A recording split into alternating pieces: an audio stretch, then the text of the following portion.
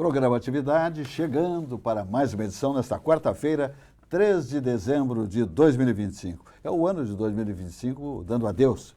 E a gente com uma expectativa, né, com esse espírito natalino, né, que predomina a todos nós, né, nesse período de dezembro, último mês do ano, uma expectativa muito grande que o novo ano seja repleto, né, de acontecimentos positivos, maravilhosos, de muitas felicidades, realizações, prosperidade, né, saúde, etc. e tal. O que a gente espera é um ano de eleições, um ano bem complexo para o nosso país, que vive momentos bem complexos, né, no campo da política, da gestão, etc. e tal.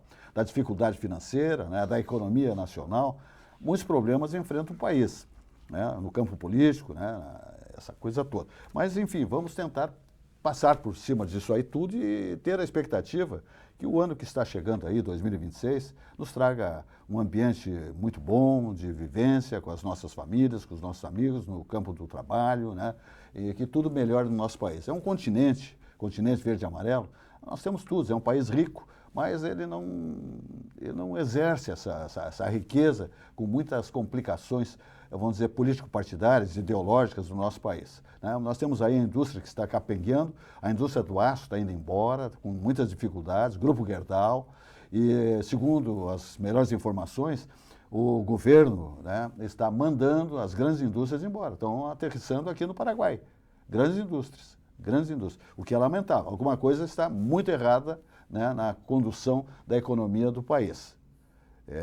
A tributação é implacável e etc. e tal. Então, vamos abrir o olho para que a coisa melhore, né, e vamos olhar no retrovisor, nós todos, para examinarmos o que fizemos de legal, positivo nesse ano e o que podemos e devemos realizar de melhor maneira no ano que está batendo a porta, 2026. E que o espírito natalino, então, impere sobre todos nós, tá bom? Vamos adiante. Jurandir Soares, chegando de longa viagem, e temos aí o Grêmio Futebol Porto Alegrense, como nós sempre fizemos aqui no início do programa, falando um pouco de futebol, perdeu ontem para o Fluminense na Arena, o último jogo da Arena do Grêmio, porque agora nós dizemos que a Arena é do Grêmio, somos todos gremistas aqui hoje, e lamentavelmente o Grêmio não foi bem, o Soteldo, ex-gremista, fez os 2 gols, mas pichotadas do goleiro, da defesa. O Grêmio, eu diria para vocês, assim, com o meu conhecimento de futebol, começa pelo Mano Menezes. Eu acho que esse é um treinador que não pode ficar no clube para 2026, na minha modesta avaliação. Tem coisa melhor aí, e são R$900 mil que é pago para o seu Mano Menezes por mês, é um senhor valor, mas o que ele apresenta e o que ele fez contra o Botafogo, o Grêmio jogando no Rio de Janeiro, que ele entregou a partida, entregou 3 pontos, botou na lata do lixo 3 pontos por conta disso, ele resolveu economizar, poupar atletas, deu no que deu, o Grêmio perdeu. Ali já foi outra afundada que ele se queimou com a futura direção do clube. O que tu me diz, João Jesus? Ontem ele escalou mal também o Grêmio. Escalou mal, ele vem fazendo isso Escalou sempre. mal e custou mudar. Ele só foi mudar lá na metade do segundo tempo, passando a muito metade teimoso. do segundo tempo, né? E, por exemplo, o William, né, que é um jogador que tem uma mobilidade muito grande e que compõe como um quarto elemento do meio de campo, e nas primeiras partidas que ele jogou naquela função ali e jogou muito bem. E, inclusive, ele dá qualificação para o Maicon, lateral esquerdo, que aí consegue subir, consegue avançar e fazer tabela com ele.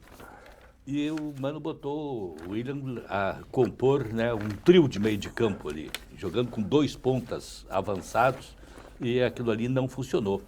Jogou muito mal o William ontem, e o Mano só foi trocá-lo lá na metade do segundo tempo, assim como também irreconhecível o Alisson, ponta direita, que parece um menino que tem um potencial enorme, que despontou assim como um destaque no time, e ontem foi um fiasco, né? Mas mesmo assim o jogo foi muito parelho. O jogo foi parelho, o Grêmio teve muito mais chances, perdeu. Perdeu gols incríveis. Né? O André perdeu um gol ali no início do segundo tempo, assim, que não tem cabimento. Eu faria.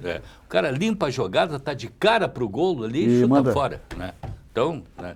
Aí não dá para ganhar, não dá nem para empatar. Depois aquele outro menino, Jardiel, que entrou, também recebe uma bola na frente da goleira, dá um bago lá, mas a bola pega no travessão, né? Exatamente. Então, perderam. Os gols também, assim, ó, se tu analisar, o futebol é feito por pequenos detalhes, né? O gol do Fluminense marcado impedimento. Aí vão analisar, muito tempo lá depois. Não, tá na mesma linha, então é gol. O gol do Grêmio, gol, mas levanta, pode ser impedimento. Analisa, não, está impedido. Então, E aí foi um jogo parelho, mas o Fluminense aproveitou melhor as chances, né? Sem dúvida, sem dúvida. Também, os merengues que sobraram para o seu Soteldo também, vamos combinar, né? No primeiro gol, o nosso goleiro, impressionante, não, né? É o outro que tem que mudar, é o outro que tem que mudar. O Grêmio tem que buscar um ficar. goleiro de qualidade pro tamanho do Grêmio, né? A bola cruzada, ele pula. Esse Gardelon aí deu, já espremeu a laranja que chega. Então foi um jogo parelho, mas infelizmente não deu, né? O Fluminense acabou aproveitando melhor as oportunidades. Marcos Vinícius de Almeida, nosso deputado estadual do Partido Progressista, que esteve ontem na arena com o seu garoto, o seu sobrinho. O que é que me diz? Da decepção, né? Perdemos a partida onde poderemos estar pior, pode se empatar na arena do Grêmio.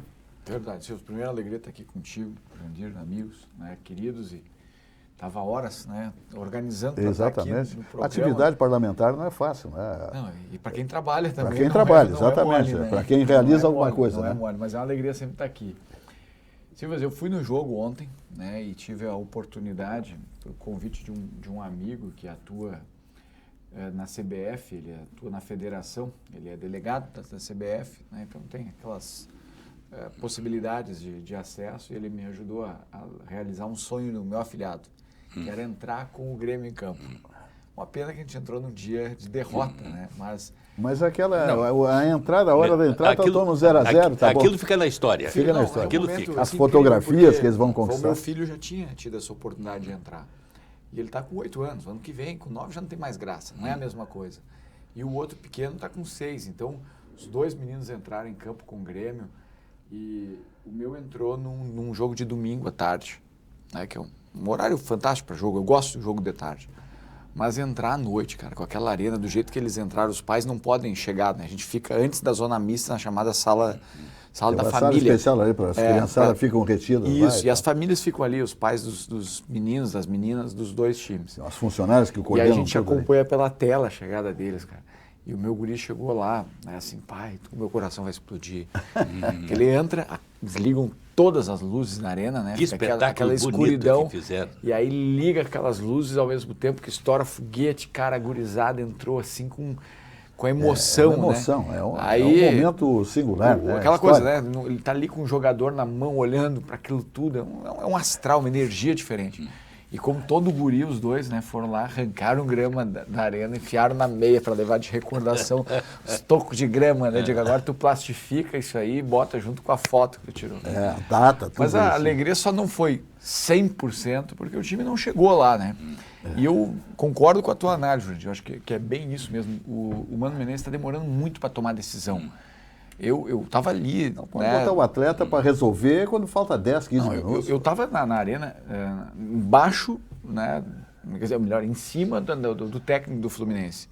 O técnico do Fluminense participativo, parecia um maestro em campo. Não parava com os braços, indicando, falando, apontando, levando o time para um lado, para o outro. E o Mano assistindo de braço cruzado no último jogo. Vai para casa mata e sempre reclamando da arbitragem. No último jogo, eu não sei se ele está com problema assim, nos tornozelos ou no joelho, que ele não consegue ficar em pé. Mas ele passava levantando e sentando. Cara, não é assim que a gente vai tocar um time para frente. Tomar a decisão de fazer aquelas substituições só nos 20 minutos do segundo tempo. E se não fosse a entrada ali do Edenilson, né, que ele entrou com muita vontade, com muita disposição. E perdeu um gol também. E é um jogador que, eu não sei, a torcida do Grêmio não gosta dele, talvez pelo passado colorado dele, o que é, mas ele jogou bem. Aquele cara poderia ter dado um gás pro time já no primeiro temmo. E agora acabou, né? Agora não tem mais jogo. No meu entendimento, o Edenilson tinha que ter saído jogando na posição em que saiu jogando o William, e o William lá na esquerda, compondo o quarteto. Né? Não, e o Cristaldo também, não entendi o jogo dele ontem ali, ele já tinha feito isso outra vez, mas... volta muito com a bola. Ele volta com a bola, ele parece... É muito lento. Sabe aquele cara que vai fazer a baliza, não consegue fazer a baliza, tu vai lá e faz um balão na quadra e volta para trocar de lado, é isso. É muito lento. É muito. E o retorno dele, a bola caia na área, ele ia no meio do campo para retornar com o jogo, não dá isso. Agora é o último jogo, né? Vamos esperar o gauchão agora para ver o que o time pode entregar. É uma característica do time do Grêmio, esse negócio de voltar com aquela bola. A bola vai lá na frente e volta no meio de campo e volta na zaga, e vai no lateral e volta no zagueiro. É uma perda de tempo, uma perda de jogo tremenda com aquilo ali, aquele jogo de circulação lá atrás. sem objetividade nenhuma, né?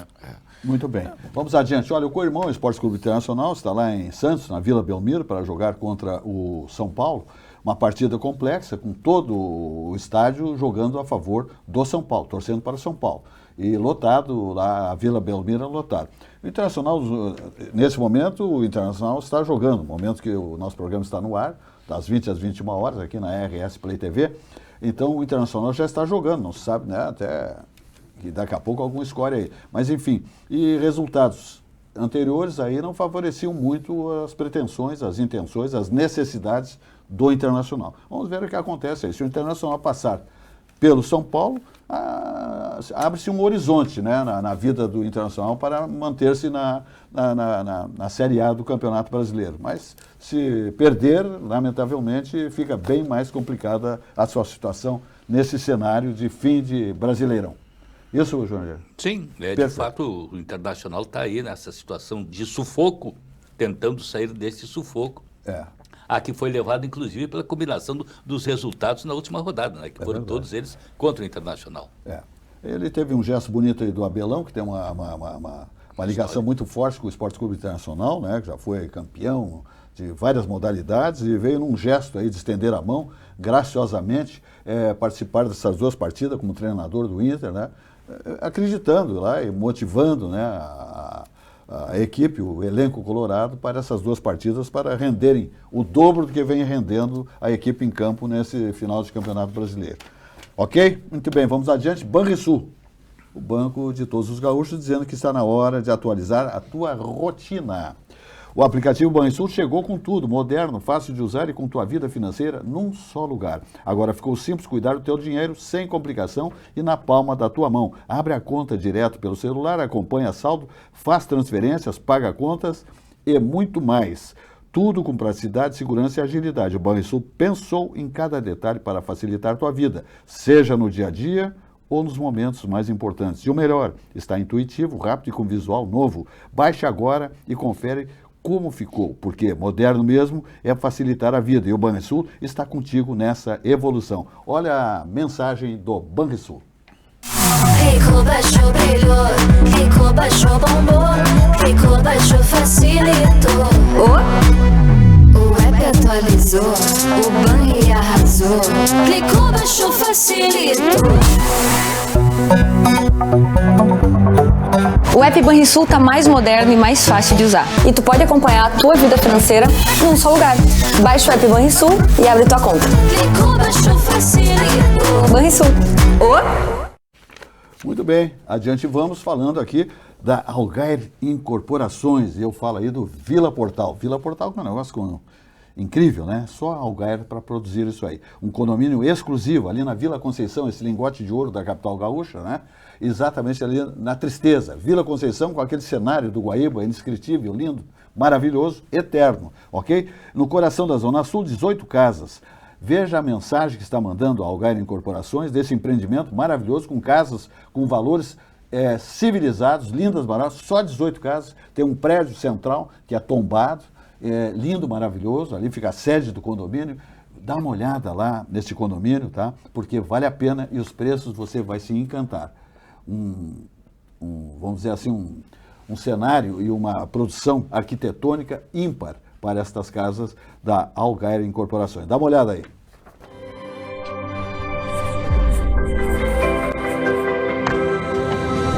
Vila Portal. Um condomínio exclusivo no menor e mais charmoso bairro da cidade, a Vila Conceição. 18 casas em torno de um patrimônio histórico. Um casarão colonial que está sendo restaurado para ser o coração social da Vila Portal. Vamos adiante, aqui, minha gente, Grupo Zafre, sempre, né, nessas ocasiões de datas importantes, Dia das Mães, Dia dos Pais, Dia dos Namorados, Natal, sempre com mensagens lindas, maravilhosas. Grupo Zafre, 90 anos, comemora em 2025. Olha a mensagem natalina do Grupo Zafre, onde economizar é comprar bem.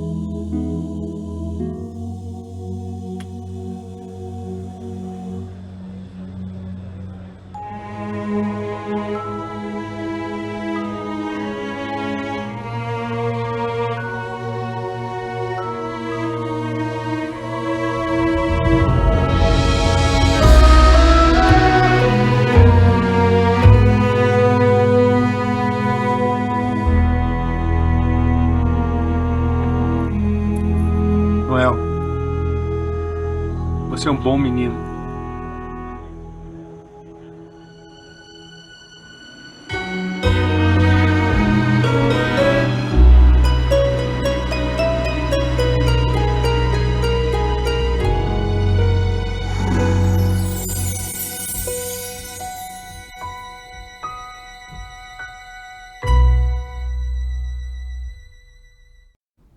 Beleza de mensagem do Grupo Zafra, né, com esse espírito natalino, né, olha, uma mensagem linda, maravilhosa, né, que envolve emocionalmente as pessoas, né, nesse momento tão importante, né, momento religioso, momento de esperança.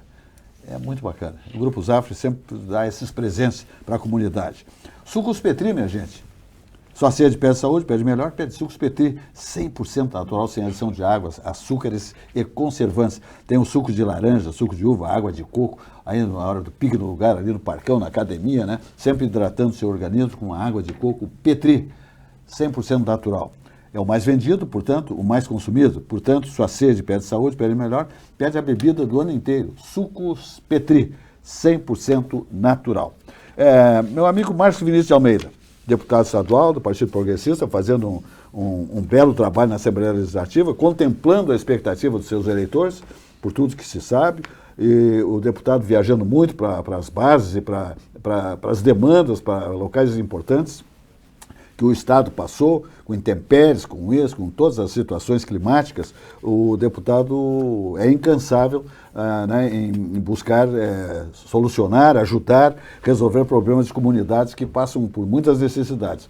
E então, um final de ano já de 2025, um trabalho muito bem realizado, os cumprimentos por esse trabalho, né, porque eu acho importante no político aquele que vai lá, convence o eleitor que ele vai fazer esse é o seu programa, é o seu projeto, e realmente vai lá, depois de eleito, e cumpre com aquilo. Isso é importante, que muitos candidatos e muitos, depois que conquistam as suas cadeiras, não fazem. Silvio, obrigado pelo comentário, pelo carinho, sabe que a gente tem uma relação e aqui nós temos, né, quem acompanha esse programa sabe que aqui não se joga tudo, confete nem purpurina. Eu sei, mas a amizade e o respeito, eu acredito que também pese nisso, de verdade. Obrigado pelas referências. Bom, tu sabe, o Jurandir sabe, nossa audiência sabe, eu tenho uma forma de fazer política, talvez muito tradicional, não sei se eu vou dizer que é conservador ou como queiro, mas é tradicional. Eu venho do interior do estado, aprendi a fazer política perto das pessoas, acompanhando problemas e tentando convertê-los em soluções. E o nosso mandato sempre foi marcado por isso. Eu não sou o deputado do TikTok, da rede social, do Instagram, do like, né? Tenho rede social, tenho que me posicionar ali, tenho que fazer, os tempos exigem isso, mas tem as realizações. Não alicerço a minha caminhada política por quantos likes ou quantas visualizações o nosso trabalho está tendo nessas redes. É pelo que a gente realmente está conseguindo fazer de entregas. E 2025 tem sido um ano, ainda tem, porque tem bastante coisa pela frente, de contemplar o esforço dos dois primeiros, né, com entregas importantes. A gente conseguiu agora, né, ver parte do programa Acordo Gaúcho, que foi uma proposta que nós conseguimos votar no final de 2024, Sim. Começou a vigorar em 25, uma proposta que eu trouxe como uma alternativa aquelas duas ideias que o governador apresentou como plano A e plano B para o Estado. O plano A era o aumento de impostos para se proteger da reforma tributária nacional. O plano B era corte de incentivos fiscais para setores, empresas e setores econômicos que já tinham se consolidado. E eu disse, não, mas peraí, a gente tem a ideia de um plano C. O que é o plano C? Vamos olhar a dívida ativa do Estado. O Estado tem um estoque de crédito a receber de 56 bilhões. E muitas dessas dívidas estão alicerçadas em processos judiciais que vão levar 20 anos. Se a gente não criar um mecanismo de simplificar, desburocratizar o recebimento desses recursos, dar desconto, incentivar o contribuinte a pagar, não chega nunca. E isso foi votado, aprovado. Aprovamos a possibilidade nesse projeto de fazer um encontro de contas, porque o Estado também deve para a sociedade 16 bilhões de reais, que hoje estão inscritos como precatório. Então, o nosso projeto permitiu o Estado trocar o precatório por crédito. Por exemplo, se o Jurandir tem 100 mil reais a receber do Estado e tu tem 100 mil a pagar, tu pode adquirir os créditos tributários que ele tem com deságio, porque isso já está consagrado no direito público há muito tempo, compra o precatório dele que vale 100 por 50, tu tens um crédito de 100 na mão e abate a tua dívida. Ele ganha porque o dinheiro entra mais rápido na conta dele. Senão não vai ficar Tu ganha porque tu consegue pagar a tua dívida com desconto. Então, isso tudo é bom para todos. Todos são foi contemplados, votado no todos são final de beneficiados. 24, está protegendo o Estado, conseguimos incentivar, estimular o Estado a fazer um refaz, que é uma nova forma de pagamento, foi feito em 30 dias, Silvas, 30 dias de vigor do refaz, o Estado arrecadou R$1 bilhão e botou 5 bilhões no caixa num fluxo de 12 meses. Conseguimos agora há poucos dias, uma ação importante com o setor do arroz, que vive uma crise gigante. O setor do arroz está vivendo o pior momento desde a pandemia da Covid-19. Colocamos em pauta uma discussão sobre a possibilidade de usar o Instituto Rio Grandense do Arroz para outras ações e finalidades que não fosse exclusivamente pesquisa, pesquisa genética, tecnologia, usar o IRGA como uma forma de fomento à exportação, a vendas fora do país e do Estado, e usar o IRGA também como braço de apoio em momentos de emergência como essa. Trabalhamos desde a Expo Inter por isso, conseguimos agora no final de novembro criar um ambiente na Assembleia com os deputados, que esse é o trabalho também difícil de fazer. Tu fazer a Assembleia entender a importância de uma pauta, né, e conseguimos formar maioria na Assembleia antes do projeto ser apresentado pelo governador. Quando entrou, foi o que aconteceu ontem, aprovado por unanimidade. Então temos aí agora mais 10 dias pela frente. Pois não, claro. Uma quebra nessa tua colocação aí, porque me chama a atenção o fato de ter sido aprovado esse projeto lá, mas com um orçamento para o Estado que sai com um déficit de 3,79 bilhões de reais. Como é que tu vai administrar um Estado largando um ano já com um déficit dessa natureza? Bom, o IRGA, Jurandir, ele tem um orçamento próprio com recursos que não estão atrelados à arrecadação tributária do Estado. O que mantém o Instituto Rio Grandense do Arroz é a chamada taxa CDO. O Estado, quando criou o IRGA, criou para fomentar a lavoura arrozeira, fazer ela ser uma referência. Então, hoje, cada saco de arroz vendido por um produtor para a indústria e da indústria para fora, fica 89 centavos no IRGA. É a taxa para o desenvolvimento da cadeia orizícola. Isso todo produtor paga.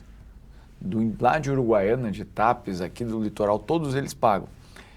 Até bem pouco tempo atrás, eu estou falando há 2 anos, todo o dinheiro que arrecadava do produtor caía no caixa único do Estado, ficava no caixa único, e lá no finalzinho do mês cai um pinguinho de volta na conta do IRGA para pagar a folha.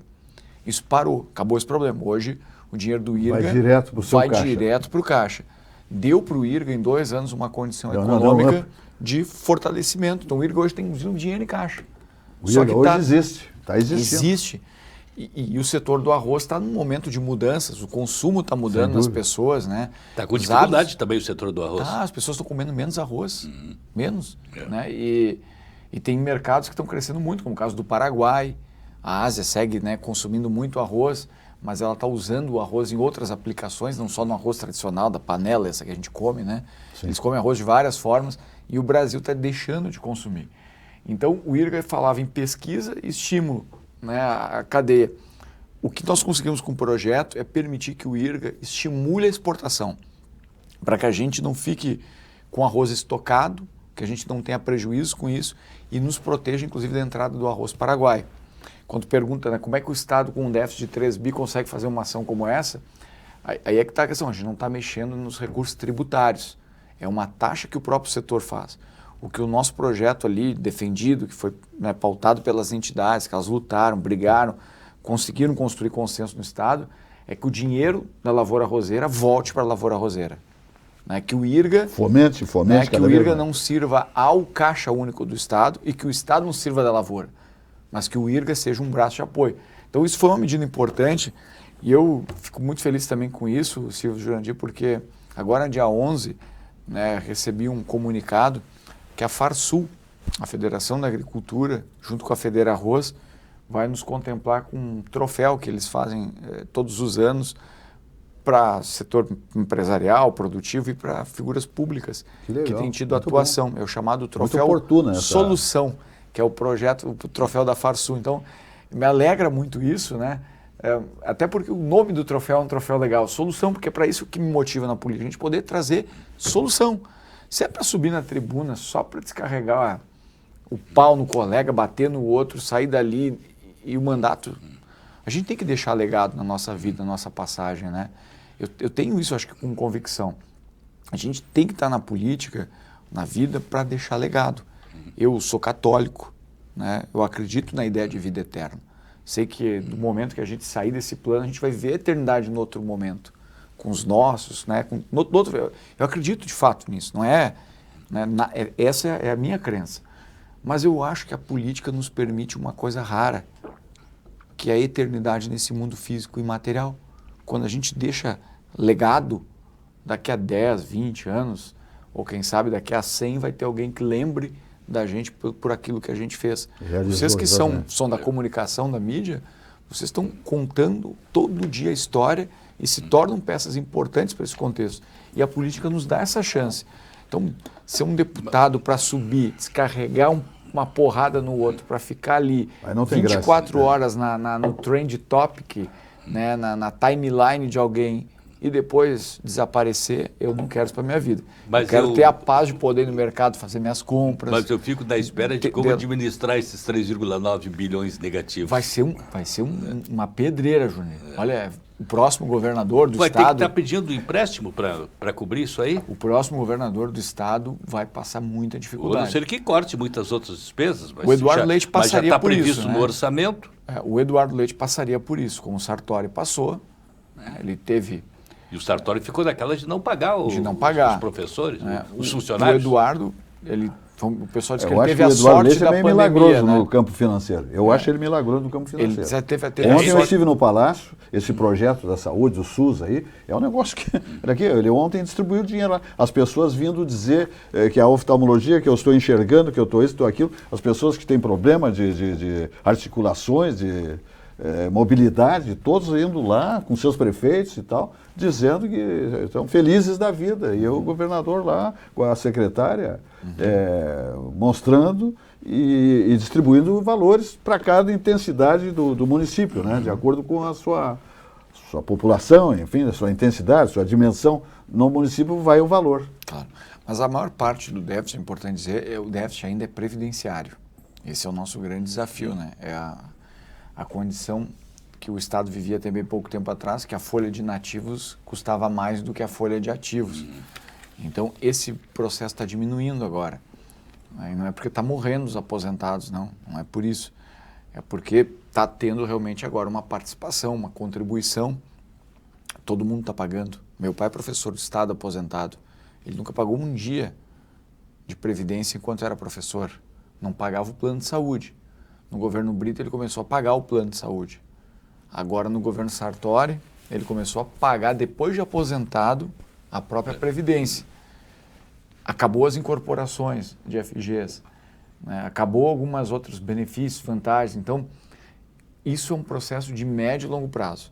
O próximo governador do estado, quando eu digo que ele vai ter dificuldades para lidar com déficit, é por conta ainda muito déficit previdenciário, mas uma coisa é certa, assim, se não abrir as porteiras para a gastança, não estou falando de um projeto pontual, de fazer ali uma ação e tal, mas para a gastança, assim, para o custeio permanente do Estado, a tendência é que a gente possa ver nesse horizonte, por tudo aquilo que tem sido demonstrado, em um período de 5 a 8 anos a gente conseguir ter esse equilíbrio novamente, sem grandes evoluções na receita. Se o Estado conseguir ampliar a arrecadação, aí é outra coisa. Mas com a reforma tributária que foi votada, acabou a guerra fiscal. Tu não tem o que oferecer de novidade. Tu quer vir botar tua empresa no Rio Grande do Sul, tu vai competir com a mesma base tributária de Santa Catarina e do Paraná. A exceção é o Nordeste, que mais uma vez saiu favorecido.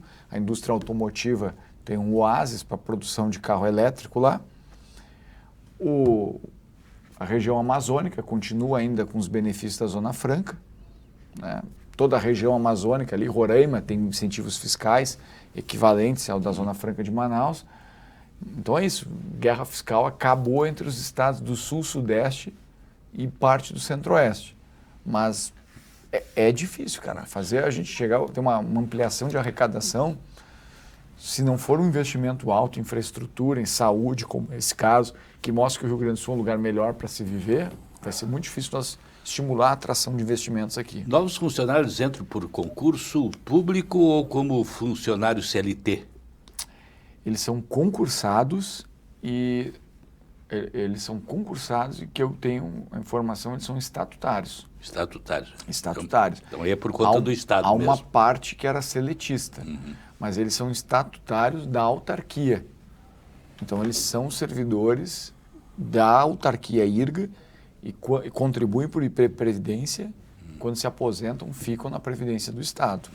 Mas a receita que os paga todos os meses e o que paga os aposentados é a própria arrecadação do Instituto, a taxa CDO. Jurandir Soares, o que me diz o senhor? Você vê no exterior agora, como é que está a visão lá de fora para o nosso país? Pode fazer um pequeno relato, sintetizando? A visão lá de fora para o nosso país é aquela... O senhor que sabe de política internacional, política externa com poucos... Sabe que a visão lá de fora para o nosso país é sempre aquela otimista, assim, né? Que o Brasil é sempre visto como um país paraíso. Né, bem quisto, né? Pelo seu futebol, hospitaleiro, né, hospitaleiro e tal, pelos seus atrativos turísticos e tal, né? Mas o problema maior é o Brasil visto daqui de dentro, né? Tu falaste no início do programa que nós estamos assim, né, com muita coisa errada no país aqui, muita coisa na área econômica errada. Não é só na área econômica, é na área política, é na área do judiciário. Não, a nascente é a política, é na área política a nascente. E na área do judiciário. Sim, essa aí está horrorosa. O judiciário hoje está assim, o todo-poderoso. Vê agora essa mais recente decisão do ministro Gilmar Mendes, né? Impeachment de membros do Supremo só pode ser feito via Procuradoria-Geral da República. Olha aqui, o Senado... Mas não pode, a Constituição não é assim. Pois é, mas isto é que chama atenção. Eles mudam a Constituição, passam por cima. Eles passam por cima da Constituição, os integrantes do Supremo. O exemplo mais contundente, assim, de maior absurdo dentro do Supremo, aquele julgamento do Daniel Silveira, que ofendeu o ministro Alexandre de Moraes, e ele que se sentiu ofendido, ele abriu o processo, ele investigou, ele acusou e ele condenou. Ele fez tudo sozinho. E condenou. Né? E os seus pares acham aquilo assim muito aquilo ali está tudo mais ou menos articulado lá dentro, né, Jurandir? Isso não acontece graciosamente. Nós estamos num conluio aqui entre governo, parte do parlamento e judiciário, que, olha, me preocupa muito porque isso aqui está se assemelhando muito à Venezuela. Muito ao que aconteceu na Venezuela e que deu no que deu, né? Nós temos um problema sério aqui com as Forças Armadas, né, que não fazem a menor manifestação. Isso é uma coisa que preocupa o povo, a nação, porque as autoridades militares tinham que se comunicar com o seu povo. Dar um parecer do que está acontecendo no país, né? Acalmar o ambiente. Uma manifestação seria importante do ministro, né? Do Exército, enfim, das Forças Armadas. Não dizem absolutamente nada. Calaram-se completamente. Pelo menos aqui as nossas Forças Armadas não estão, né, coligadas com o governo como na Venezuela. E lá as Forças Armadas estão ligadas ao governo e ao narcotráfico, né? O que é tenebroso para o país. Aqui, pelo menos, isso não acontece. Mas o que preocupa é justamente esta condução, essa forma de agir do nosso Supremo. Esse todo-poderoso, esse que faz e acontece. E que, se tu analisar, hoje ainda estava ouvindo uma entrevista para o Lazier Martins, do ex-ministro Aldo Rebelo. Então, eu acho uma das mentes mais lúcidas que nós temos aqui hoje no país. Ex-petista, não acho? Ex-comunista. Ex-comunista. Ex-comunista, ele era do Partido Comunista, né? E hoje é um dos maiores críticos. E falou, quer dizer, lá dos 11 integrantes ali, dos últimos anos, o Lula indicou 11 integrantes para o Supremo. Mais um agora vai indicar, né? Vai indicar mais outro, né? O Messias não sei se passa, hein? Então, isso aqui está muito ligado, né, numa corrente política que vai se estabelecendo dentro do Supremo e, consequentemente, com as decisões voltadas para essa área, né? Então, é altamente preocupante a situação, nossa situação interna aqui do país. Marcos Vinícius Almeida, antes de eu fazer os comerciais aqui. Todo dia é uma coisa, né? uma cortina de fumaça que se ergue no país para deixar os olhos da população brasileira afastados do que realmente está acontecendo no STF, que está acontecendo no nosso... Hoje, vocês viram o que o Gilmar Mendes definiu, né? Que compete exclusivamente à PGR a questão do impeachment, como se não servisse mais para nada o Senado ou mais para nada a própria Câmara dos Deputados. É um absurdo isso. E aí o que acontece? A oposição do governo Lula vai para a imprensa, monta a coletiva, se reúne todos, bonita aquela foto na bancada, no Salão Verde, e pau, batendo naquilo que é um absurdo. Enquanto isso, soltaram o cara do Banco Master, levaram para o STF o processo com sigilo, porque alegam que tem 2 deputados no jogo, então tem 2 deputados, então sigilo total. Cai ao STF, aí cai para o STF com sigilo, porque estavam chegando muito próximo de revelar as conexões dos próprios ministros do STF. Então, o que a gente vê é isso. E aí, por outro lado, né, há um estímulo também, né, da própria esquerda, né, em trazer assuntos como esse e discussões como essa, a brigas. Né, há bem pouco tempo atrás a gente estava vendo isso acontecer. Eu só lamento, porque eu sou um cara de direita, sempre fui, me posiciono assim desde que faço política, de que a direita tenha, né, cometido e está cometendo alguns vacilos assim, de comunicação, de organização, de estratégia. Parece, às vezes, até que a direita esqueceu que foi o alinhamento de ideias, de discurso, que fez com que essas ideias e valores chegassem no comando. Enquanto o STF faz isso, a direita vai lá, faz uma coletiva, critica o governo Lula, brigam internamente sobre protagonismo dentro de uma própria família e o cerco anda. Isso me preocupa. Eu estive em São Paulo mais ou menos uns 30 dias e eu conversei com o governador Tarcísio sobre esse programa do Acordo Gaúcho. Nós estamos conversando sobre outras coisas. Ele muito contido e tudo naquilo que falava. Saímos da sala dele e pessoas que estavam na sua equipe disseram: olha, Tarcísio vai ter que ficar assim por enquanto, meio na dele, meio reservado, porque está tendo muita disputa interna dentro do bloco político. E ele se expôs demais pela questão da anistia. Se expôs tanto que as coisas boas do governo Tarcísio não chegaram ao conhecimento da população brasileira.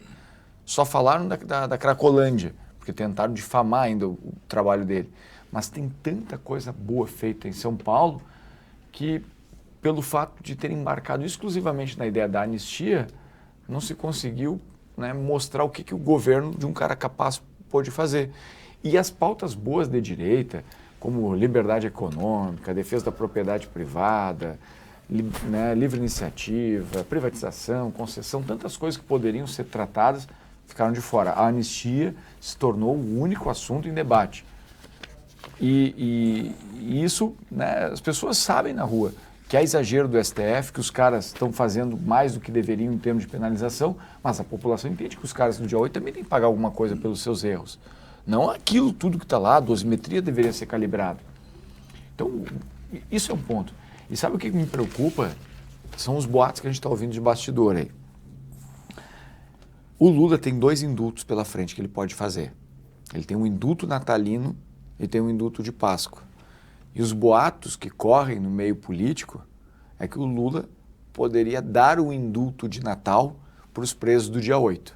Não para o Bolsonaro, para o Braga Neto, para o general Heleno. Não, para a mulher do batom, para o cara aquele que está usando fralda lá na cadeia. Ele poderia vir fazer isso. E aí, meus amigos, a direita, né, em tese, direita, né, um grupo que hoje tem maior protagonismo na direita, que gastou energia falando só em anistia, pode ver essa anistia sair pela mão do seu principal adversário. E aí, o que somando sobra? Politicamente, né? E aí, dentro desses boatos, a gente começa a escutar coisas, e eu escuto isso de colegas da esquerda lá na Assembleia, né? A gente ouve eles comentando. O segundo indulto que o Lula tem é o de Páscoa, final de março. Aí vai essa turma.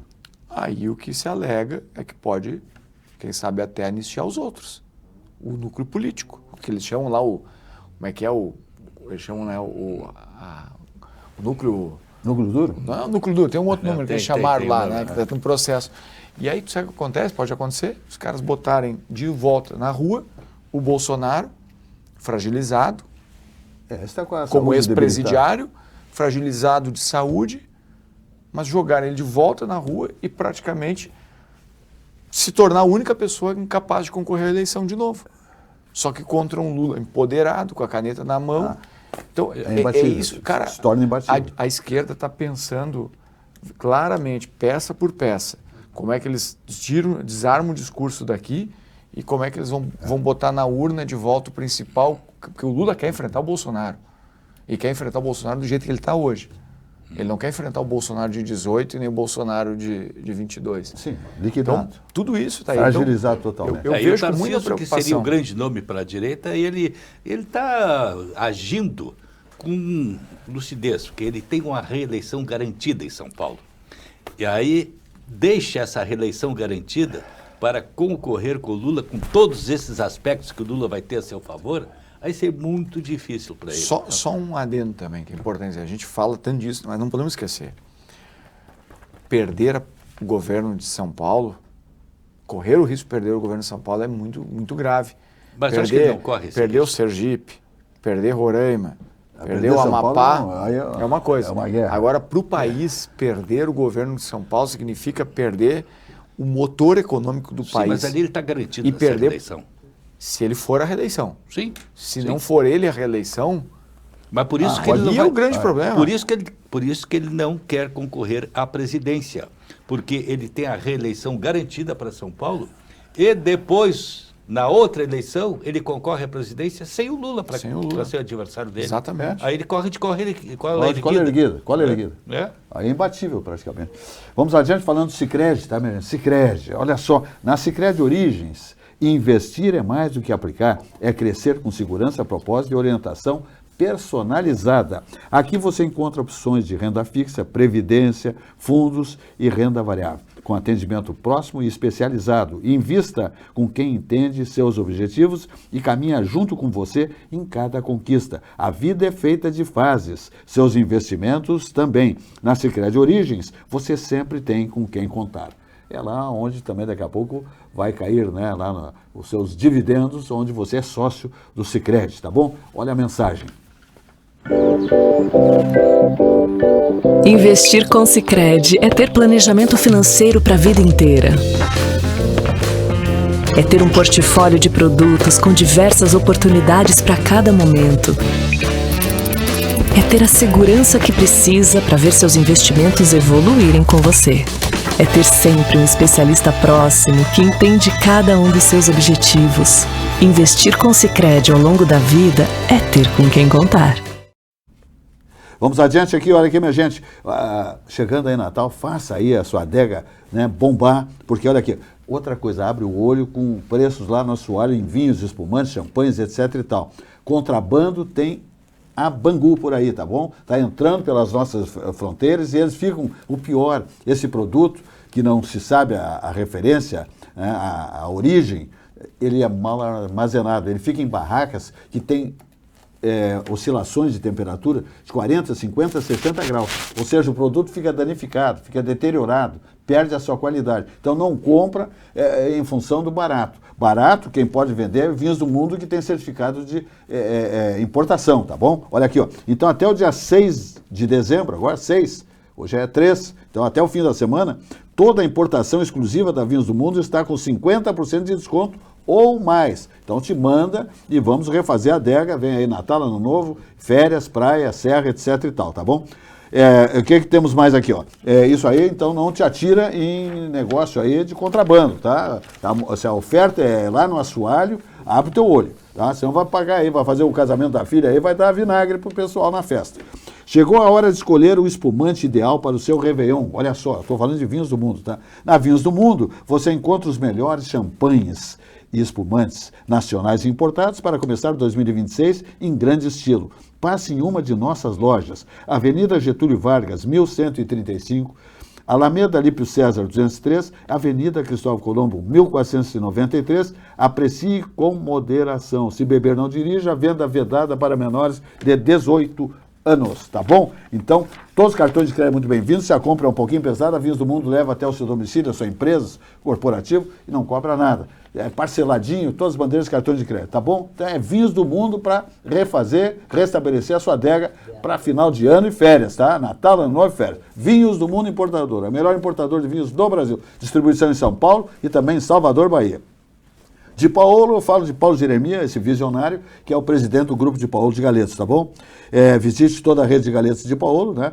Com unidades em São Paulo, que bombou, São Paulo conquistou, o Galetos de Paolo aderiu, está chegando em Brasília, Foz do Iguaçu, nós temos em Santa Catarina, Paraná, todo o Rio Grande do Sul, é só Galetos de Paolo. O melhor da culinária típica da Serra Gaúcha você encontra exatamente no de Paolo, que é uma comida saborosa com essência artesanal. Tá bom? Olha aqui, ó, preparados com amor, temperos frescos e seguindo as receitas da nona. São pratos saborosos que são uma volta às origens, com toque caseiro para recriar experiências ao redor da mesa farta. Então, olha aqui, tem sequência, você tem lá um projeto de prato pronto para você, no Expresso de Paolo, ou você monta o seu prato de acordo com o seu apetite. E tem a sequência que você vai saborear galetos, saladas maravilhosas, até você achar que chega, tá bom? Isso tudo é Grupo de Paolo de Galetos. No Boulevard Laçador, por exemplo, nós temos a sequência maravilhosa, uma loja linda, maravilhosa, como todas, e também o Expresso de Paolo. Tudo isso comandado pelo empresário Paulo Jeremias. O Expresso é lá também no tem, Laçador? Tem Expresso e sequência. E sequência. Tem o Expresso logo que tu entra, que tu desce, né, aquela do Chaves, né? Não sei. Enfim, e tem a sequência ali pro lado do gramado ali do aeroporto. Uhum. Bom demais, bom demais. Muito bem. Jurandir, temos aí 5 minutos para o fechamento. Tá. 10. Então, só uma menção, né? Mais ao teu ídolo, Donald Trump, né? Sim, o canarinho, nosso canarinho. Tudo que acontece no mundo está ligado a ele, né? O Laranjão. O Laranjão. Teve um papo com o amigo dele, Lula. Né? Pois eu achei estranho tanto tempo conversaram. Ele está achando o Lula muito legal. Muito legal. Agora ficaram amigos. Gosto muito dele. Gosto muito dele. Acho que é truque isso aí, né?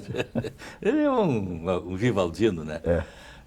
Mas conversaram, segundo foi noticiado, 40 minutos, né? Pois é. Bom, o fundamental aí é a questão das tarifas. Das tarifas. Nós já tivemos a eliminação de algumas tarifas fundamentais, como para a carne e para o café, que isso aqui se deu muita impressão por parte de pressão interna dentro dos Estados Unidos, né? Aqueles importadores lá que estavam com carência desse produto para fornecer, né, para o consumidor norte-americano, o preço subindo dentro do mercado norte-americano. Então, eles pressionaram o governo do Trump para aliviar essas tarifas aí. Então, isso aí já foi uma grande coisa. E, ao mesmo tempo, né, foi colocado na roda o alívio a outras tarifas, como móveis, né, produtos, máquinas de implementos agrícolas, etc. e tal, que são outros produtos que nós exportamos para lá. Tá, isso aqui foi encaminhado. Mas o Lula, Vivaldino, como ele é sempre, ele procura aproveitar. Essa história do combate ao narcotráfico que o Trump está desenvolvendo, ele falou que aqui também foi desenvolvida uma ação muito forte contra o crime organizado. Como se ele tivesse querendo pegar para si aquela ação desenvolvida lá no Rio de Janeiro, que foi a ação mais contundente que já se fez contra o narcotráfico. E que ele foi frontalmente contra. E ele foi contra. Ele criticou. E aquela ação feita pelo governo do Rio de Janeiro, veja só, os números, desobstruídas 414 ruas, que ninguém tinha acesso. Que ninguém tinha acesso, que era dominado pelo narcotráfico, 414, tá? 610 barricadas, aquelas barricadas que a bandidagem faz para se proteger, para tomar conta do espaço, foram desmanteladas por aquela ação ali. Foi um avanço contra o crime incrível, né? Uma das maiores ações já realizadas, né? E como gosta de dizer meu parceiro lá da rádio, o Rogério Mendelski, né? Alguns CPFs que foram eliminados ali, que não tinham mais valor, não fazem falta, né? Pelo contrário, até é muito bom, né?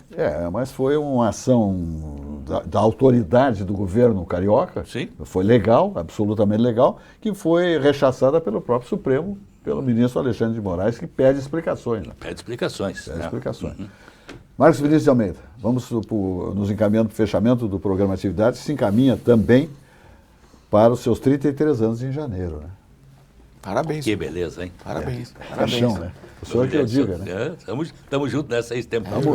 Nós éramos garotões quando começamos. Eu tô nessa pelo menos aí há uns 10 tá, anos. 10 anos. 10 anos aqui Marcos nessa Vinícius de bancada. Almeida. Marcos Vinícius de Almeida passou pela Corsan, IP, FAMURS, prefeituras, 2 vezes prefeito de Sentinela do Sul. Quer dizer, eu não sei se estou perdendo mais alguma coisa aí, mas... Atuei no setor privado, fui presidente da Fundação Estadual do partido, né? Fundação Tarso Dutra. Exatamente. Então, o Marcos Vinícius tem um currículo invejável. Eu tenho, jovem, tenho político, 43 anos, mas já vivi uns 60. Ele já viveu uns 60. Acho que E para estar limpo, tem que ser limpo, porque, olha aqui, passar por tudo isso aí, por esses órgãos todos, né? E depois vai uma eleição como deputado, né? Fez uma votação expressiva, muito legal, muito bonita, né? Vai à reeleição em 2026, mais do que justo, né? Contemplar o seu eleitor de novo e novos eleitores, né? Porque fez um trabalho exuberante, ele realmente atua, trabalha, né? Honra a cadeira que ganhou na Assembleia Legislativa do Estado do Gaúcho. Então, os parabéns. Obrigado, e vamos aí, sempre o nosso espaço vai ficar à sua disposição, porque esse tipo de política é o que nós queremos sempre mostrar o que ele faz, o que ele realiza, né? A sua convicção, enfim. Aliás, no seu partido, como é que está lá? A família está tocando lá? Vai a mãe, vai o guri, vai o PP, Partido Progressista? O partido ainda está em processo de discussão e definição sobre isso. Nós vamos ter no próximo dia 15, inclusive uma reunião de diretório, para pôr as cartas na mesa e ter uma compreensão maior do diretório sobre o que acontece. Nós temos 2 deputados interessados em concorrer à majoritária, o deputado Covatti Filho e o deputado Hernani Polo. E temos convites formais de 2 pré-candidatos para compor com eles a coligação. Gabriel Souza, que hoje é vice-governador e deverá ser próximo governador do estado a partir de março, né, em tese, a partir de março, com a renúncia de Eduardo Leite, já manifestou o interesse de ter o progressista somando nessa coligação. Mas não é certo que o Eduardo vai abandonar o governo, né? Não. Ele já está falando em concluir todo o seu mandato. Mas uma coisa é certa, o Gabriel é o candidato. Não, isso já está. Na convenção agora do MDB, no último sábado, ficou cristalino que ele, inclusive, tem o amparo, o apoio do próprio Eduardo Leite. Né? Então, Gabriel tem esse convite para que o partido some, né? Aliança Executiva. Fortalece do mesmo modo, o candidato Luciano Zucco, né? Tenente Coronel Zucco, convidou o PP para somar também a ele nesse mesmo movimento. Eu acho que existe uma grande possibilidade nessa sintonia. É que o partido é muito grande, Silvio. Assim, o PP tem hoje 140 prefeituras, 130 vice, 1.300 vereadores. A gente está em quase todas as cidades. Prefeituras do seu comando. E a gente disputa a eleição com todos os partidos, principalmente com os maiores partidos no interior, que é o MDB. Exatamente. O MDB é o partido que a gente mais adversários tem, mas também mais aliados.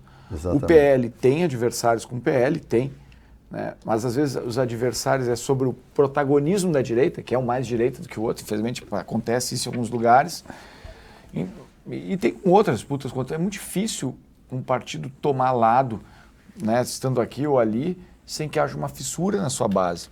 E o nosso partido é um partido ainda, vamos dizer assim, tradicional. O que elege um deputado do partido é o seu trabalho, as entregas, mas a gente tem reduto, eu tenho um grupo de prefeitos, de vereadores que me apoiam, de cidades que a gente construiu. É diferente do deputado da esquerda que tem o coletivo não sei do que, suas bases, o sindicato não sei do que com ele, o movimento não sei do que elege, né? Não, gente, a gente tem cidades que dependem dos deputados como interlocutores para resolver problemas. Então, quando a gente fala em tomar lado por A ou por B, a gente corre o risco de certo modo, frustrar a expectativa. E se tomar isso e esperar que o cara abrace a mesma disposição do partido, às vezes o cara está violentado. Eu chego no interior, tem cara assim, eu nunca vou andar com 15 colado no carro. Ouço de alguns vereadores e prefeito. Se me botarem um 15 na cédula, eu não entrego. Por outro lado, o cara, eu não ando com 22 nem a pau. Só que no segundo turno, contra o PT, todos vão, sempre maiores dificuldades. Então, eu acho e defendo que a única maneira que a gente vai ter o partido coeso é com uma candidatura própria. Mas e aí ter esses dois nomes que estão à disposição. Historicamente, o Progressistas tem muito mais ligação com Luciano Zucco do que com o Gabriel, em termos de partido. Né? Luciano Eu Zucco, acredito que em termos de 2 minutos para o nosso afinidade, fechamento. aí. de afinidade ideológica, sim. Isso. Sim. De atuação, o PP tem uma relação firmada com o MDB, que atuou no governo Brito junto, atuaram no governo Ieda, atuaram no governo Rigoto, atuamos no governo Sartori, e nos dois agora Eduardo nós- Leite estamos juntos. Então a gente se relaciona bem com o MDB. Temos respeito bastante nesse sentido, não há de ter dificuldade de ter uma composição e um processo de administração. Mas as disputas locais, elas muitas vezes dificultam. E aí tu ter um prefeito, um vereador insatisfeito de estar no primeiro turno com um grupo, pode prejudicar a relação do legislativo. Então eu entendo que o PP precisa extenuar o debate, mas precisa, sobretudo, considerar que a gente não pode violentar o pensamento de um partido. Claro. E isso significa ter candidato próprio. É, o sentido ideológico, né, da organização partidária. Marcos Vinícius de Almeida, deputado estadual do PP, Partido Progressista, seus cumprimentos pelo seu trabalho, espaço sempre à sua disposição, tá ok? Muito obrigado, senhor. Prazer estar aqui com você. Cumprimentos pelo seu Jurandir. trabalho sempre, né? Prazer. Extremamente ativo. Jurandir Soares, Uma vamos embora? satisfação sempre estar aqui nessa companhia Vai maravilhosa. permanecer um pouco no solo gaúcho, Porto Alegre? Sim, sim, Então, sim. tá certo. Minha gente, o programa se despede, como acontece há quase 33 anos, agora em janeiro. Amanhã, mais uma edição do nosso programa Atividade. Uma boa noite e até lá.